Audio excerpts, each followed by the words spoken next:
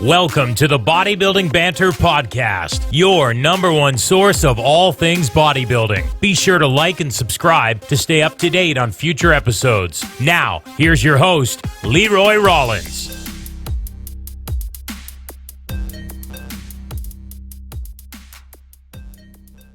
How's it going, dude? Yeah, everything's all right, man. I'm over here. I'm just doing what I normally do in the routine of the quarantine. Wake up, get some tea going, and then just overlook the clients and stuff like that, you know? Yeah, for sure. How about you? What's up? Nothing's changed, I guess, in the last 3 weeks. I assume it's the same for you. Yeah, just kind of taking everything day by day, right? You ain't got no choice. So, introduce yourself, man, to the people that are listening or watching right now. Tell them who you are and what you're all about. Right. All right, yeah. So, the name is Matt Butale. I've been in the, I'd like to say the fitness industry for what's encroaching upon now 4 years. I mean, I did have my first, official amateur stage debut in 2017, November, which is, I mean, we're going to get towards 3 years, but I mean, I started my fitness Instagram 2016, and I think it was around February. And the whole sort of idea behind it was just me, exposing myself and, in a sense, allowing myself to be held a little bit more accountable. Sure. Just because, I knew now that people, that I'd be training at the gym with would sort of see, who I am. And if I changed gyms, they would know who I am and sort of, motivate me to continue the progress of, adding muscle. Because that was, and still is the name of the game for me, for sure. Adding muscle. So, I mean, walking to the gym out of high school in maybe 2016, and just, as soon as I did that, I opened up that Instagram page just to keep that momentum still going, you know what I mean? Yep.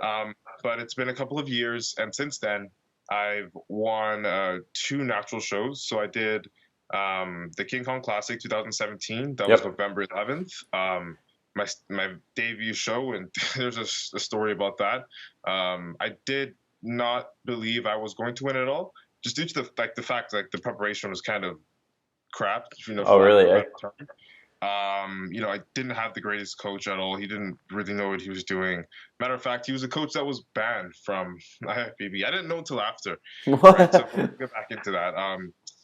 I wasn't in the weight class that I wanted to actually aim for. I was actually in the weight class above because of, the way he coached me. Says, don't step on the scale coming towards the show, maybe 2 weeks, 3 weeks out. I said, I've never done a show at that point. Yeah, you didn't know. Up to that point, I've only done wrestling. So I was just like, you know what, whatever the coach says goes. So that's what I did. Ended up, of course, not making weight. The diet plan he gave me looked like a freaking groceries list. There was no macros. So it's like, okay, I guess I'm smoked. I'm 19 years old. Here I am going to compete in not even teenagers, not even novice, just straight up open to the natural, in a weight class that I didn't think that I fit in. Right? Yeah. I felt like I was going to be the smallest there. I was trying to make weight for lightweight, ended up going to welter. So, after being scared as shit after weigh-ins and just nervous, sitting there after the athletes meeting, came back the next day, did my best, and ended up pulling out the first. And then, went to overalls, and I didn't win the overalls, but it was good enough for me to win my first show. That was enough momentum, I guess, to keep me going. And then fast forward a couple of months, I think it was around 8 months, and now we're talking August of 2018. I did my very first nationals for bodybuilding, natural bodybuilding, of course, because I am a natural athlete. Mm-hmm. And same thing there, except I had no coach. So I decided to coach myself, did all my research, all that stuff. And I was monitoring myself. I got myself at the same weight class that I competed at in King Kong Classic, welterweight. Okay. Ended up pulling through there. I didn't want to do the teens. I didn't want to do the novice. I said I want to just do the open. That's what, if I'm going to go do this anyway, I'd rather challenge myself. Yep. Same thing. First place, went to the overalls, and there was an athlete by the name of Tony Koch who ended up taking the pro card that year. Wow. Right? So then back into the off season, again, this is a game, where we're just improving, always constantly improving. So I went off, and then into the off season, I pushed myself, bulked like I've never bulked before. I mean, it was still clean, of course, but I got to a weight that I personally think I've never gone to, because I've been recording it now more often. And, I came down, maybe I lost 40 pounds to get to nationals. And I ended up bumping up a weight class, actually going to middleweight. So it's 10 pounds stage weight.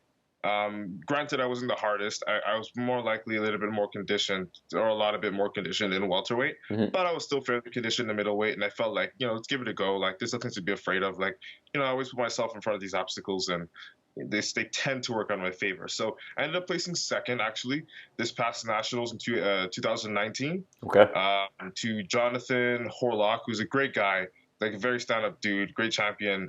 He's been in the natural stream competing for almost 10 years, right? So it's like, you know what I mean? Like, I was humbled to be beat by him. He gave me some words of encouragement. He's very, very, very well-spoken, nice dude. Like Awesome. him, so Yep. I've never had an issue with losing at all because of the wrestling. But that's pretty much me, man. That's an intro to Matt. Again, it's been not even 3 years, and I feel like in the natural bodybuilding stream within Canada, I've established enough of a reputation to at least be respected when I go to, compete at a show, pretty much. That's awesome, man. Good for you. So, moving forward, were you planning to compete this year or no? Absolutely. And I was, it's like, for most people, it's a bummer, like, they don't get to compete because of this Corona stuff, but, like, I'm not too worried. Reason being is because, like, okay, and I forgot to introduce, maybe if I didn't say it already, but my age. So I was born on the 4th of April, 1998. I am 22. I just passed 22 on the 4th of April, in quarantine, which sucks, but with that I realized, dude, I'm still real young. Yep. Like, I'm gonna push the envelope every year, like, no matter what. The stage will always be there, but I'm hungry. Like, I want to go on the stage and I want to compete. However, I am 22, so, like, I do understand that even if I do, go and compete and I win per se nationals, or whatever pro qualifying event, the odds of me actually taking home the overall are just slimmer due to the fact that I don't have as much experience as 90% of the people that actually make it to the overalls that have been competing for 5+ years. Yep. In the natural stream, or just in general have been competing in the sport of bodybuilding for a longer period of time than I have. And that reflects in their body, like muscle maturity, things like that. 100%. So I'm not necessarily too bummed out, but at the same time, as I said, I love to push the envelope. I love to work. So it did kind of break my heart. I keep my medals on my wall there. So it kept me a little bit sad. I look at them, I'm like, You're like, God damn. You know what I mean? Hopefully everything's just postponed, because, 2020 seems like that magical year where I feel everything could have just, meshed out for my benefit, because I said last year, I wasn't, there was nothing really normal about last year at all. I didn't go into a weight class that I normally would have gone into. I didn't, do a process that I normally would have done to get to the stage. So it was only fair that I can expect a different outcome. And being second, being a middleweight, that's fine. I'll settle with that, right? So but if I change my protocol and if I change my approach to it, I could, again, like, maybe it's wishful thinking, but I could have, I think, done what I needed to do to bring the best out of me and really, really put a show out there for the overalls to become 2020. It just seems like a magical year. And even I remember 2017, and it was just random, this thing. I was like, the goal is to become pro at 2020. And that was just like something I posted on the wall because, again, I love pushing the envelope. I love chasing goals. And I think I had them in my bio at a certain point. And it was so ridiculous to the point where other athletes would message me to like, dude, you're competing at this show, right? And at the time it was 2018 Nationals before I competed. They're like, why don't you just say that you're going to do it in 2020? I'm like, 2018. I said, well, I just believe that in 2020, like, I'll be way better than what I am in 2018, and I'll be more likely to win that pro card. If not, I will win that pro card in 2020. That's just what my belief was. There was no standing behind it. It was just because 2020 seems magical. It's just 2020. Yeah. So I was like, who doesn't want to compete in this year? Who doesn't want to set records in this year? Yeah. It really pissed me off with this, the distancing stuff. But I did realize, I'm like, the stage isn't going anywhere. And as long as I'm healthy and I'm alive and I'm making gains, there's nothing to really like fear or be like stressed about. Yep. So that's that on that, man. Right on, man. So how has your day-to-day changed since this has all went down? Like, are you working still? Are you off work? Are you training still anywhere?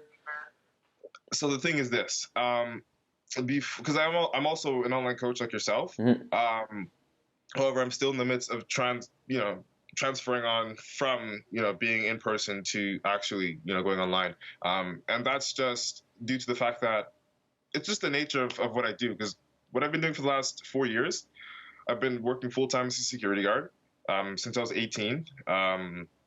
So everywhere I go, sort of like, you know what it is, like whenever you go either to a physical place, any real physical place, whether it's work, whether it's a gym, wherever it is, you cross by people. I mean, if you have like that personality where you're magnetic towards other people, or you like, you just, you know, you interact, you're very social. Like I'm a Yep. social butterfly. Like I talk to anyone, old or young, you know, black or white, doesn't really matter to me. Like I talk to everybody at work. I'm even like, I'd be friends with the boss. I don't really have that stigma towards people, you know? Mm-hmm. And with that comes, you know, me being very open.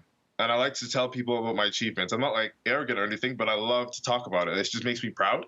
Sure. Let's talk about what makes me proud. So I would, you know, bring up, okay, look, this is what I do. Here's my Instagram, da da da da da. And then walk them through, wow, this is what you do. Wow, you're natural. Yes, I'm natural. This is, you know, and you get into it. And then the questions come. It's like, oh, how do you do this? Or can you help me? So on and so forth. So I'm always like in a physical setting, right?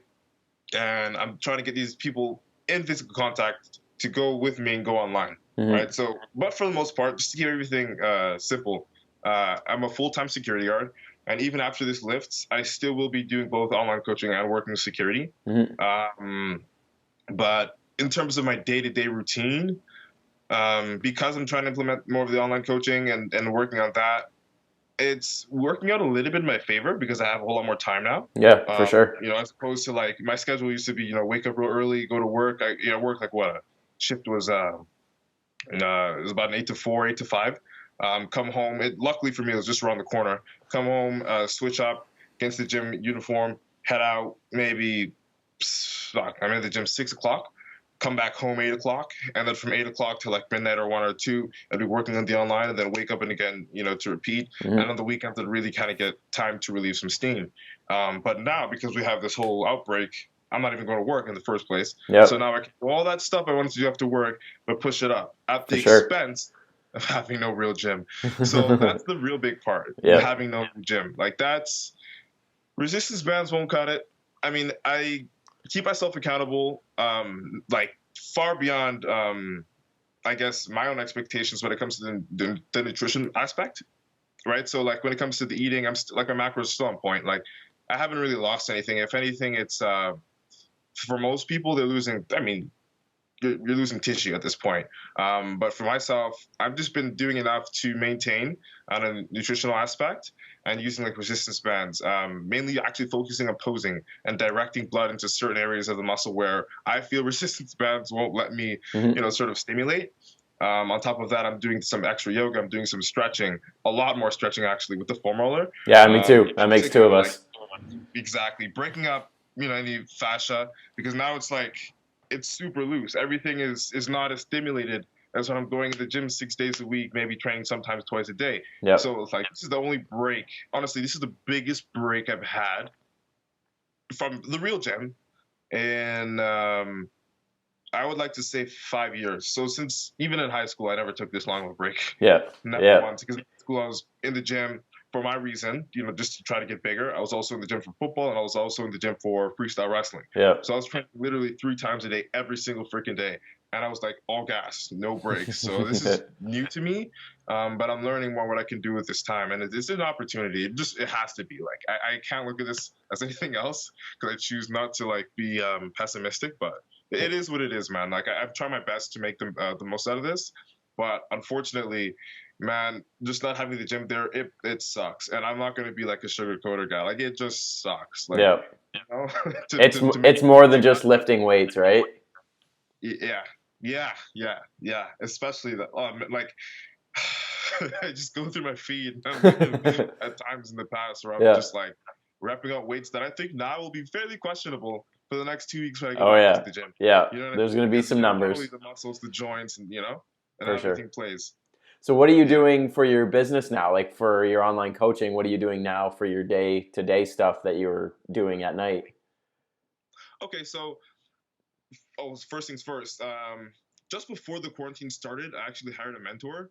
So he's been his name is Brian Mark, by the way. He's an amazing dude. Like the amount of content the amount of value that he gives to me is like actually just ridiculous. Like I personally didn't know that there was that much involved in online coaching. You know, he's a very, very like in-depth mentor. and he expects the best from everybody.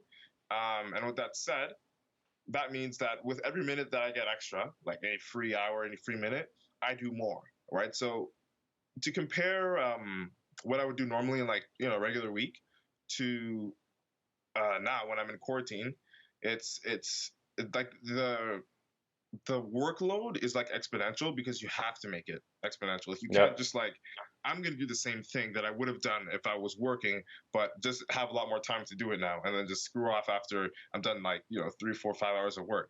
So with that said, I've been finding new ways to make the same things that I already know. I mean, that I'm learning at least, like, copywriting and like lead generation and all the things like that. I thought I had just a fixed system from him that I'll just apply based on the time that I have. Right. So at the time, it was based off of the last 4 or 5 hours of my day.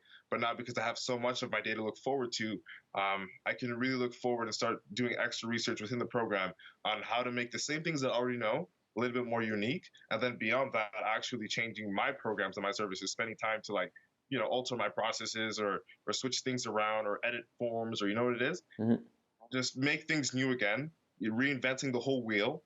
And again, of course, changing your sales tactic and your sales pitch, things like that, due to the fact that coronavirus is literally like single-handedly changing the game, both for the negative and the positive, because you got your in-person trainers now coming online because there's no place to train their clients. Yeah. And on top of that, with the online market becoming a little bit more saturated, but still, it's not as bad because I mean, there's no limit on how many trainers that can be online. Like it's not a room, it's not a space. Yeah. Right. It depends on how you handle it, how you go about your marketing, and so on and so forth.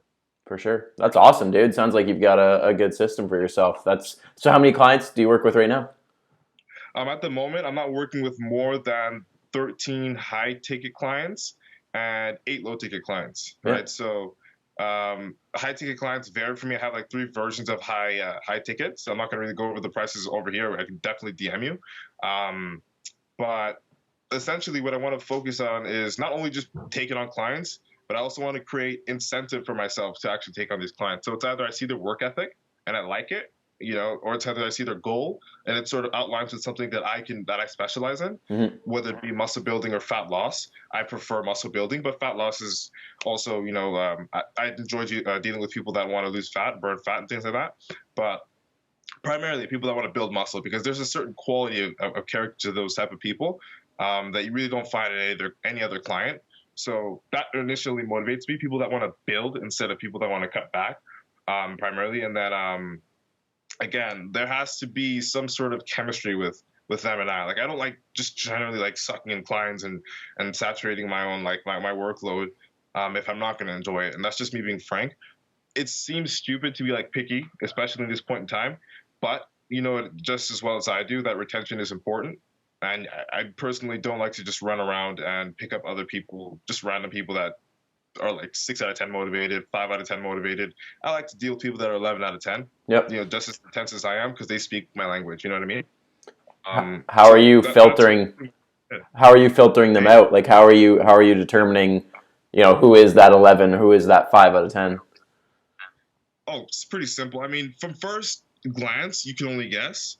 But once I get them on that consult call, I can hear it in the tone of their voice. Even if they say they're a 10 and you could just hear it, they're lying, you know what I mean? So I have to hear their voice. You have to hear their voice, and I have a little quick chat with them. And beyond the deal, beyond me letting them know what the program is even about, just having a little bit of small talk with them, finding out where they're coming from, their background in the training, what their experiences before, have they had any coaches, the experiences with that coach, things like that. Like, you just got to really dig deep into the character as an athlete. Again, not necessarily as like a client, what I mean? I like dealing with athletes more than clients, if you will, because again, they seem to want a little bit more than the average person, and more retention is better for me than opposed to being just saturated, with the revolving door business, people coming in, coming out. Nice. You know what I mean? Yeah, for sure. How are you finding people are getting in touch with you? Like, is it just strictly seeing your Instagram, or do you have a coaching page that people have been, following, or how are they learning about your service? All right, so originally, my pitch is to be as organic as possible.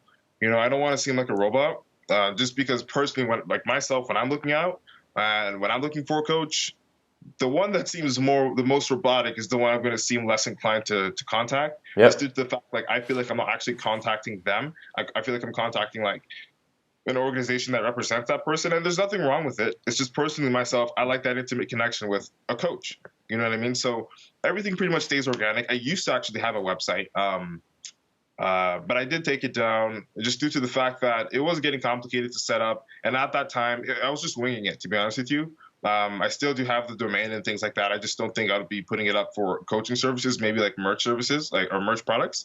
But for the most part, and I hope this stays the same, everybody that comes to me is either referred to me, has seen me in person, or has seen me on like the explore page. Like that's pretty much, because I want them to be interested. I don't want them to, like, if I pitch you, if I'm in person with you, like I work at a building or, I go to the gym and we cross paths and then we have a little conversation and we exchange numbers there. That's just as well as you coming along me, seeing me on Instagram and you're from a different country, right? So like, that's another thing too. Shout out to my boys, Alien Age. Those guys actually, they rock. Ever since I've been competing in 2017, we've been a band, we've been a group. It's a bunch of young individuals like myself. There's Bonoran Twari from, and he's native to Australia. There is Neil Darwin, who's native to UK. Kirk Moore, who's native to the States, and Colton Bunda, who's native to the States. There are other dudes in the group that are there for like developmental purposes and managerial things of that sort. Managing the page and stuff like that. Like Thomas, like Victor, like Reza, who's also native to the UK, or sorry, the Australia. And the band of people that we've got there sort of started to form around 2016. But I didn't join around 2017 when it was just like 3 or 4 guys. And see, essentially what it is in that group is we use all of our platforms to like boost each other up organically. So not only now are you seeing me in person, in flesh, and in some, relevant stories in the local area, you're now seeing me and you're seeing them in respect, to Naz and Boner and all those guys in the group. You're seeing them on my page too. So it's like we're all trying to like internetwork. He's got some stuff coming from the States, going to UK, going to Australia, going to Canada, and we all just share each other's shit. That's awesome. Just keep that as a revolving loop, because that online, it increases your social presence, and it's fairly organic. We're having the most followers and then going down from there on. But I mean, I don't really, I like to look at the followers. Like, I'm not going to lie to you. Looking, having a lot of followers it just seems like more attractive. But again, as I said, if it meant that I would be taking in the clients that I don't necessarily want to work with, it wouldn't seem worth it. So, but again, again, everything's online here. As long as they're English speaking, and they have that fire, that drive, and I can see, like, they'll comment on your photos and they'll say, oh, I like this shot of this, and they're so specific and analytical. You can just get that sense of where they're coming from and how hungry they are. And then put them on a phone call and see if they are, they fit for the program. And it works, for other guys here. I got some guys in Canada that have seen pictures of Nas, that have seen pictures of Bonner or Kirk or Colt, that, end up trying to contact them due to the fact that they're fans of their physique and they would like for them to be their coach, to prep them. And I don't mind. Again, we all help each other in this group, right? So I think that group has a lot to do with my exposure as well, because I don't have a great following. But I do get assistance from them, sometimes I drop a YouTube video. Sometimes I'm dropping, some type of content that they're sharing on their stories or on our group page on Alien Age that gets people around the world internationally to interact with what I've got and with what they've got. Good for you, man. So that's awesome. Sounds like you've got a good system going for yourself. I'm trying, man. I'm trying. It's all we can do, right? It's all we can do. You got it, man. So looking forward, kind of goal-wise for your business, what are you hoping to kind of 2020, 2021, what's kind of your vision for yourself? What's funny? I was just thinking, because in the group chat of, the Alien Age guys were chatting, I heard about in the States. I don't know if this is true or not, but this is what the rumor is, like, I guess, in Texas, where Kirk stays. He says, if the numbers keep dwindling down, I guess within the state, not, nationwide, if the numbers keep dwindling down from their peak, just due to the amount of people that caught coronavirus, that it was estimated in the next 14 days, gyms would start to begin opening up, right? So that, I don't know if it's true, but it did spark a thought in my head, right? So I was thinking, I was like, okay, what if, just hypothetically speaking, Canada was on the same thing, right? What if, we're about 2 weeks away from getting back to normal? I thought to myself immediately, like my stomach just started to like hurt a little bit because I was like, that means I'm going to work super early in the morning again. I was like, Yeah, shit. yeah. You know what I mean? So it's just like, you know what? Out of all the time that I've had here in this quarantine, in the month plus, because I think I stopped working around the second week of March, and that was like the last time I visited the gym too, which sucks. Mm-hmm. But so around that time, was it lost my train of thought here? So March, yeah, no. So I haven't trained in the month, right? And I'm thinking, okay, shit, I've got to go back to work. If I'm just thinking, putting my head in that space of 2 weeks and everything's back to normal, I got to go back to work. My stomach started feeling uneasy. I'm like, in all that time since that month has passed, what did I really like? Did I make sure that I could do everything that I could do to free myself of, from the chains of corporate slavery? Like, did I do enough to make sure that when it comes back in 2 weeks, if it comes back in 2 weeks, that I can like nicely say to my boss, no thanks, I'm doing my online coaching thing, because they know that I do it. And I've got some clients, from work actually. Right. And my boss actually did some snooping around. She found out some of the prices that I'm charging. And she was just like, why do you work here? She's like, just get enough clients, you'd be good. Yeah. But she's super nice, and I like the environment there. And that's, I think, what sucks, because I do like interacting with people, like physically, day to day. And I think I'd be robbed of that if I just went completely online, which I'm willing to rob myself of, in order to like get more free time for myself. And just instead of going to a gym and work and interacting with people, I could just use that extra leisure time to just be a loser and train at gyms for a longer time. Yeah, and talk yeah. to people. Like, that's what I'd rather do. For sure. As weird as it sounds, I'd rather just like go around to just train at different gyms. If I, could target 3 local gyms and make them a daily thing where I do a triangle and I just train here, and train here. Not only do I love training, and will that be beneficial for me, do a cardio and then do 2 sessions. Yep. But in that, I can actually network, right? And I think that's very important. I like organic networking, but I think that, again, just because of how everything is, I said I put myself in that mindset of, okay, what if everything comes back to normal in 2 weeks? I personally don't think I did enough to tell my boss no if she calls me back for work. So that's what kind of pisses me off, because I mean, you can work hard, but things have to align first before you make that jump. So for sure. that's the primary thing. It sucks, but even so, when I go back to work, I don't think it'll be for too long. I don't think so. Just due to the way everything's sort of like meshing out, and we're getting towards the hot season. The sun's coming out. Everyone's gonna get shredded. The shows are gonna be coming aboard, and then you go to the shows. You talk to randoms. You talk to people that have seen you grow over the years that you don't even know about, and It makes me feel warm. It makes me feel great. I love those surroundings. You go up to them, you talk to them, and again, it's networking to an extent. But then again, just like this is what we do. Like we go on the stage, we get ripped. We go on the stage, we represent ourselves, we represent our brands, Mm-hmm. we represent where we come from, our gyms and all that. And once we get off the stage, they say you leave it all behind you, but it all comes with you, because those are your achievements. You know what I mean? Those are your accolades. It adds to your resume. So you go around with like, another sense of accomplishment. And it's weird because you're almost torturing yourself for this accomplishment, but it is worth it.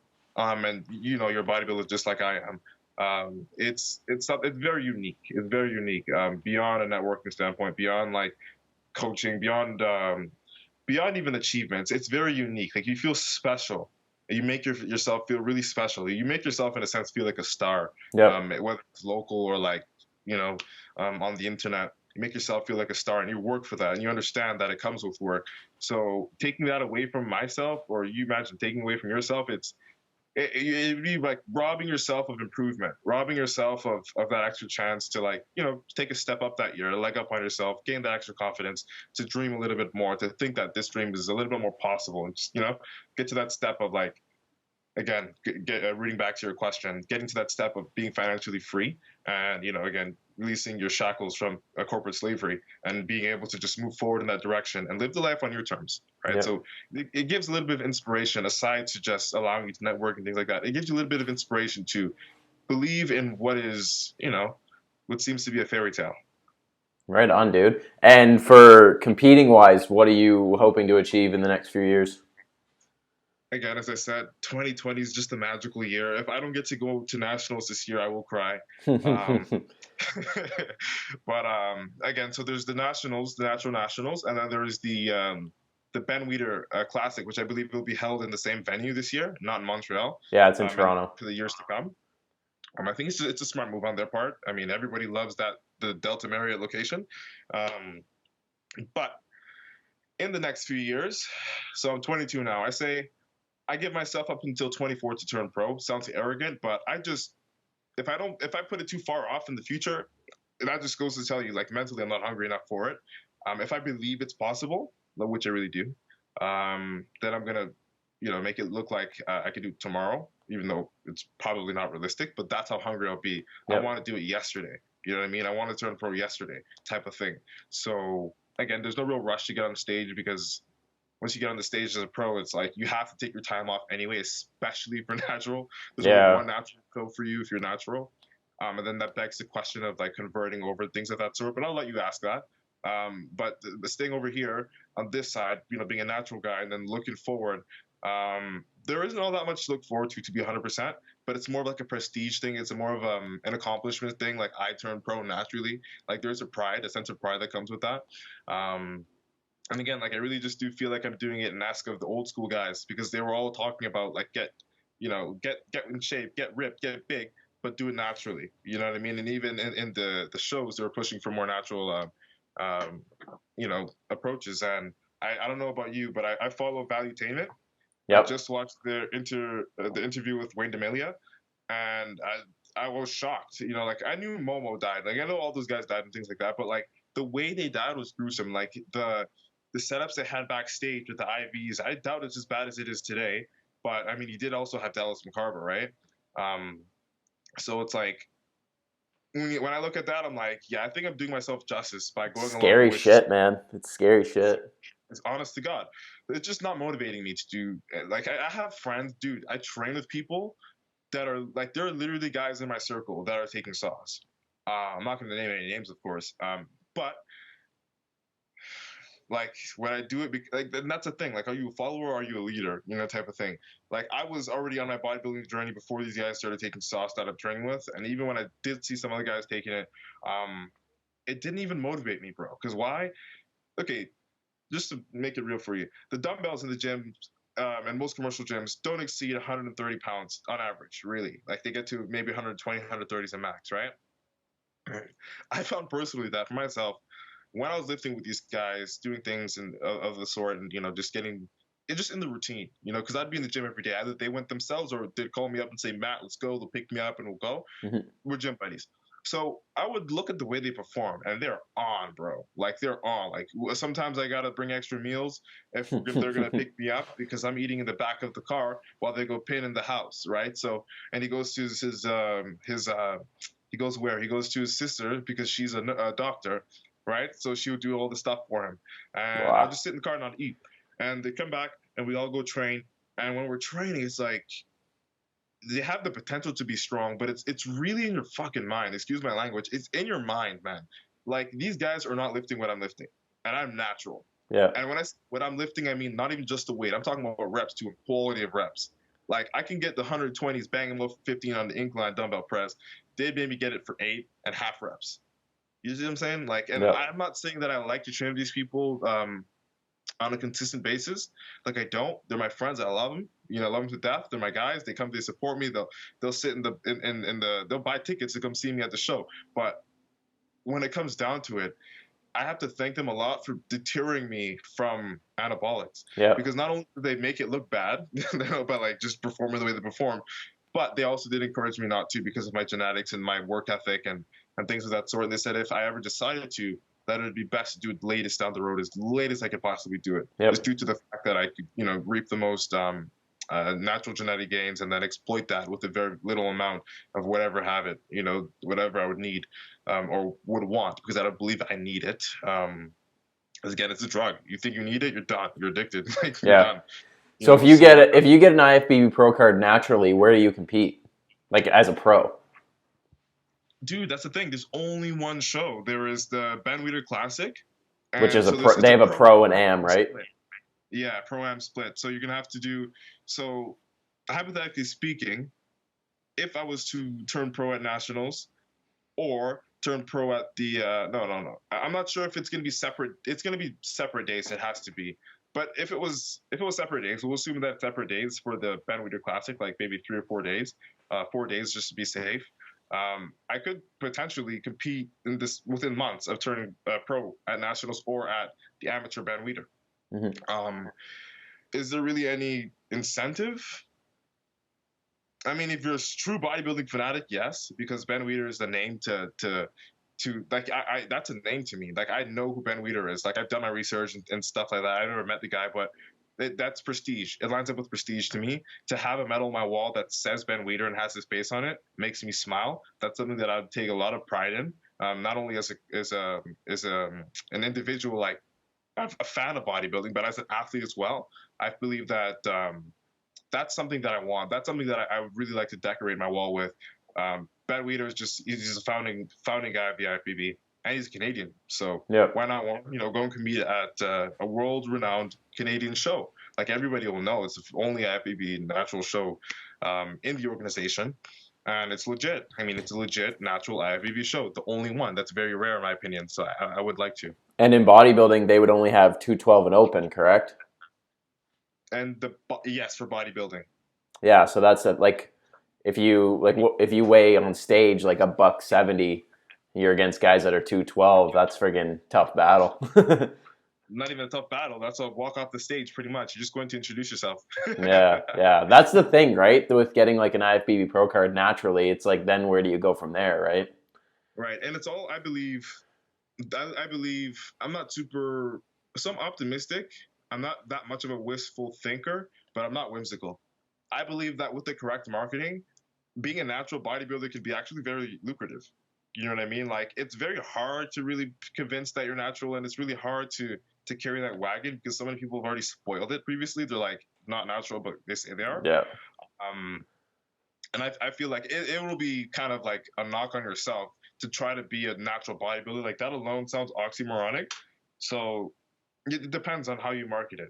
I personally believe. I personally believe if you're going around, you're being organic, like you look fucking amazing, and you go to like a loop of gyms, and you shake everybody's hand when you when you work out, and you just have that like charisma, that personality about you that would make you marketable anyway.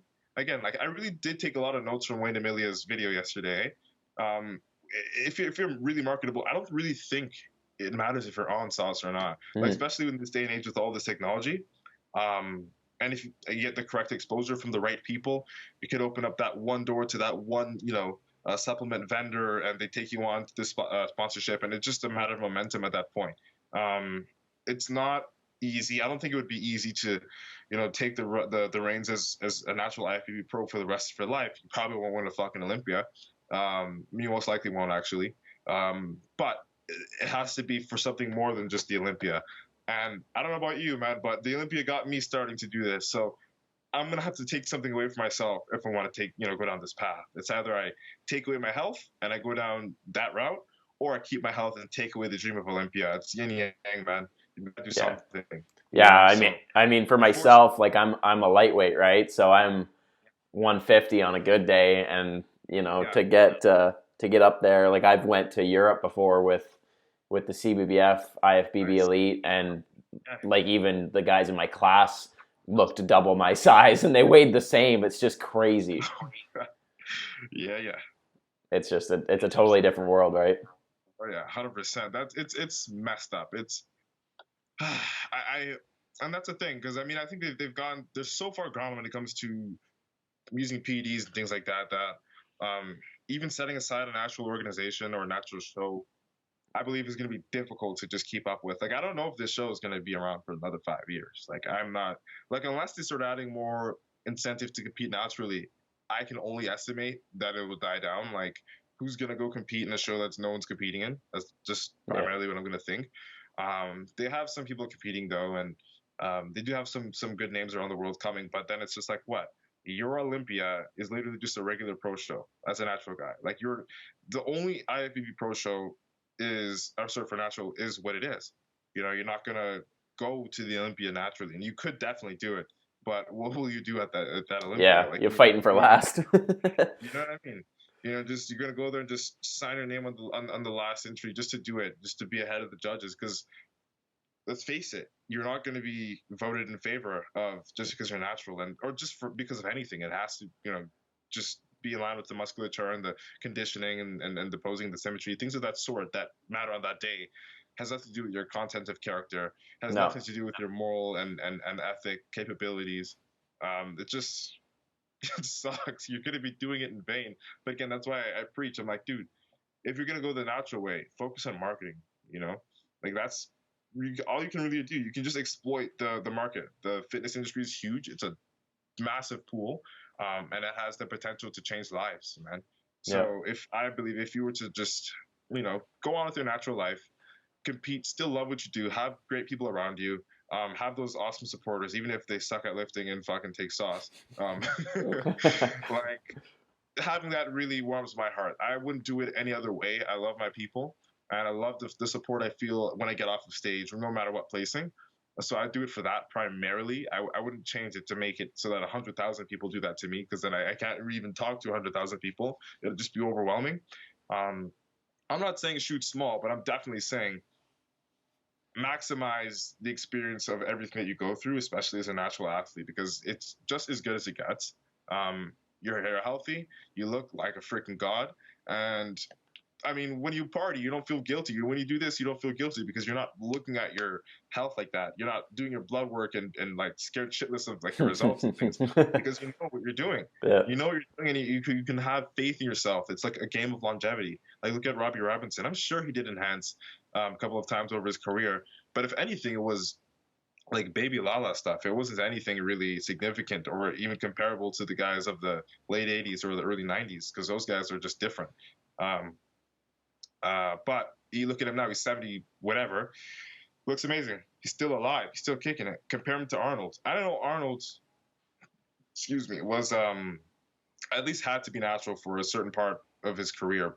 Probably wasn't natural by the time he was even 18, but for a certain time of his career, he was he was natural. You know what I mean? And there's something that goes about that. I mean, look at him now. He doesn't look the greatest, but his life has changed. His lifestyle has changed. The governor, and then, training sort of went away. The movies, training sort of went away. Yep.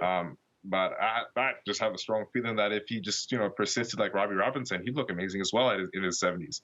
For right? Sure. So it's longevity, a game of longevity. Regardless of looking a certain way, he has his health. I don't care if he's fat and ugly. He has his health. And that's what matters. You're living 70 plus, like, you had the life. You got to say I was young and I looked great. And now here I am, still alive. And that's what I think matters to me the most. I want to be able to share my story when I'm old and ugly. What a great way to close that. That was awesome. Dude, thank you so much for having me out here. I really appreciate it. I'd actually like to do this again. Yeah, man, for sure. Plug your Instagram and stuff. Where can people find you? Again, so you can hit me up and that's why it's awesome that we finished off on Arnold, because my handle is a pun on his name. I don't know if you want me to say it, but I'll spell it out. You guys can do the math. So his last name is Schwarzenegger, SCHWARNEZ. No, I didn't even spell it right. I'm not even thinking properly. I'm gonna say it for you guys, but I'm just gonna not say the whole thing because I really want to say it, but I don't want to say it. You know what I mean? So, Schwarzenegger is his last name, but I want you to replace the look at the last portion there. It's the negger. Okay, we're gonna get the E. We're gonna replace it with an I, but put an X there. All right. I hope that you can just throw that text up there. It'll be linked down below, so people have an easy way of finding you. Your video to get demonetized for me saying the word. Yeah. I say that word. I said the last portion of his last name, but you can hit me up there, Matt Butale, or at Swarja Blank on Instagram. Hit me up. Any DM, any question, anytime. I'll be more than willing to contact you. Any questions, man? Like, I'm an open dude, as you heard over here. Thank you so much, Leroy, for having me. I really, really appreciate your time. Yeah, man. Thanks for coming on. This will be live today, so I'll hit you up when it's live. Sick. All right, brother. Yeah, have a good one, eh? You, and we'll have this again some other day. See you, buds.